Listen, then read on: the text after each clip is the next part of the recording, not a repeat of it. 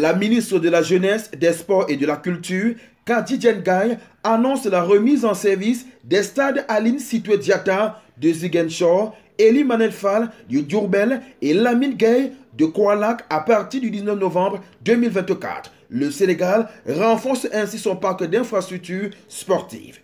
La ministre en charge des Sports a fait une sortie sur le réseau social X le mercredi 13 novembre, je cite.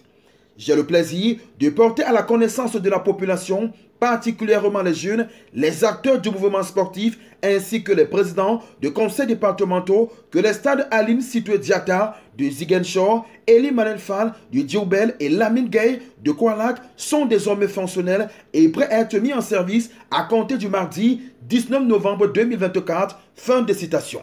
Cette réouverture s'inscrit dans la politique sportive du nouveau gouvernement sénégalais, a souligné la ministre Kadi Ndiaye, qui n'a pas manqué d'insister sur la maintenance et la préservation de ces infrastructures.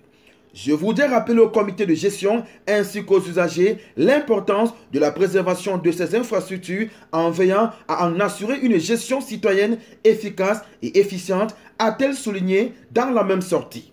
Petite présentation de ces stades remis à jour.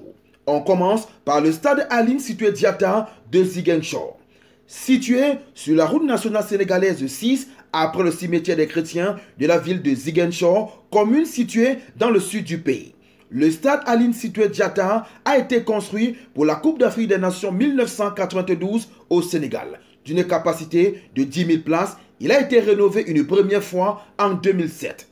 La seconde rénovation entamée en 2022 remet l'infrastructure aux normes internationales avec une pelouse hybride de la dernière génération, une piste d'athlétisme et un terrain bien tracé. Un travail effectué entre autres par une entreprise chinoise. Le stade Ely Manel Fall, également connu sous le nom de stade municipal de Diourbel, est un stade omnisport situé dans la ville de Diourbel à environ 150 km à l'est de la capitale Dakar.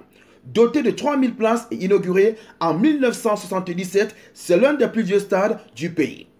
Après une première rénovation en 2009, le stade était devenu l'ombre de lui-même. En 2022, les travaux entamés par les partenaires chinois ont fait renaître ce temple du football de la ville de Diourbel. La pelouse synthétique catastrophique a été complètement remplacée. La tribune entièrement refaite, pareil pour l'éclairage et les vestiaires. Le vieux stade a fait peau neuve pour le bien des clubs locaux et des fans. Le stade Lamine Gueye de Kaolack à l'ouest du pays affiche désormais fière allure. Pelouse neuve, gradins, éclairage, piste d'athlétisme, vestiaires à jour. Le bémol est que ce stade, qui devait devenir un stade national, ne le sera malheureusement pas. On se souvient, il y a quelques années, l'ancien ministre des Sports, Daouda Faye, avait annoncé en pompe que 50 millions de francs CFA auraient été consacrés à la réhabilitation de ce stade. Il faudra se contenter d'un stade avec une tribune.